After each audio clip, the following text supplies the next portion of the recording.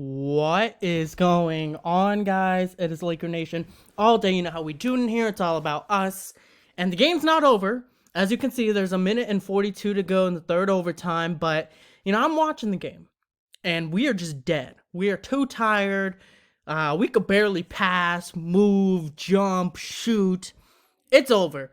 Triple overtime. We choke a 14-point lead. And we're going to lose this game.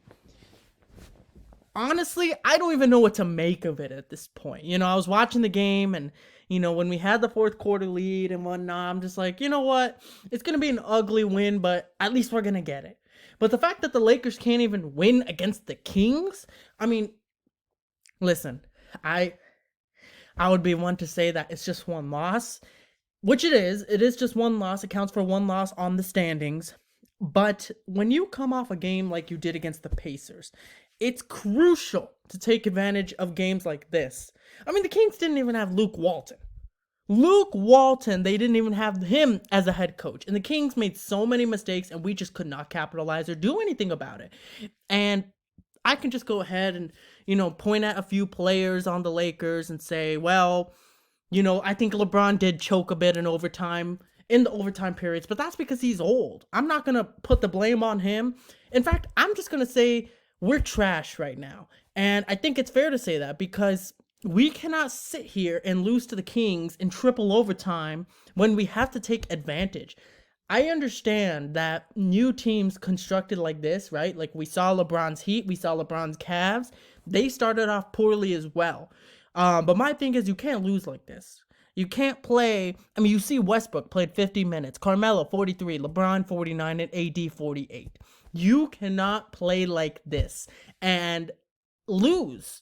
You had a 14-point lead, and ultimately, this Laker team has not been able to maintain a healthy lead. They haven't been able to capitalize on that lead.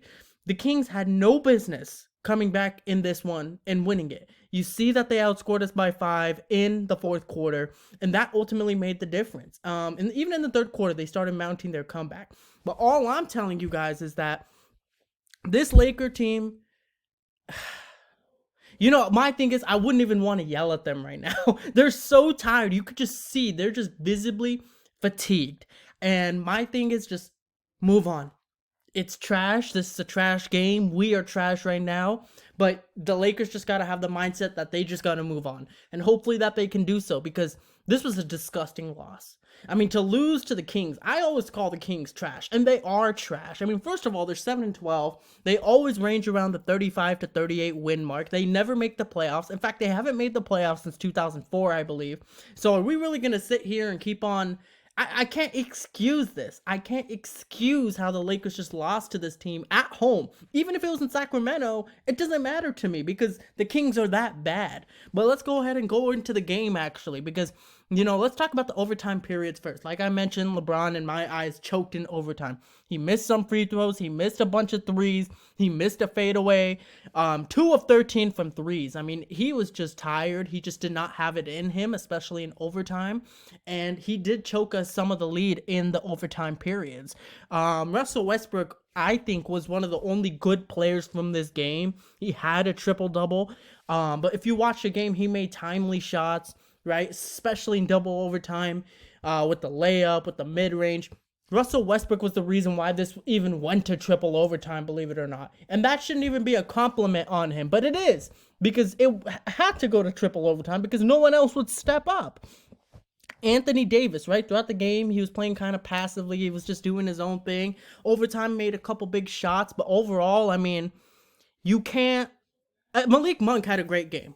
20 points. I'm just going to put it out there. It's been such a long time. It feels like this game was so long that I can't even remember Malik Monk having a good game because of the fact that this went into triple overtime. And yes, I'm still sitting here recording. The Lakers are only down 4 with 23 seconds to go. But I am confident that they will not be able to come back. Regardless, I don't care. They're too tired. And this is what I mean. Like, yes, they're an older team, so... triple overtime against a young team, they're literally climbing the wall at that point. There's no chance that they win at that point. But all I'm telling you guys is we need to start establishing a win streak sooner or later. I get that the Cavs with Kyrie, K-Love, and LeBron started 23 and 23. I get that the Heat started off 10 and 11, which we are going to be starting 10 and 11. But this is different this time around, okay? LeBron's turning 37. Russ is 32. AD, we know how he is. This is not the same team as those teams 100%. So what we have to do is start getting on a win streak, because this game was just pathetic. Honestly, it was kind of like funny to me that this was even happening. You know, I thought for sure we're going to win in fourth quarter or first overtime or even second overtime. But the fact that the Kings just kept making three after three or fade away after fade away, step back after step back, I just kept on laughing, like wondering how long was this going to go for. And I mean, this just had to be the way it happened, right? I mean, there's nothing that you can do about this kind of game except move on to the next one. But the Lakers need to improve on these kind of things moving forward, right? They need to learn how to sustain their leads. They have a 14-point lead against the Sacramento Kings in the second half. By no means should you choke that lead in literally a few minutes. And then in the overtime periods, right? You have a lead in overtime, double overtime, whatever the case is. Guess what? You choke that too, because the Kings apparently turned into the best offensive team of all time, and the Lakers are trash defensively. So I don't know what the Lakers need to do at this point. You know, I just don't know. I just don't know. And we are just trash right now. I hate to say that, but we are. And that's that. There's no other way to put it. I'm seriously at a loss of words. I was wondering what I'm going to talk about in this video because of the fact that this dragged on for so long.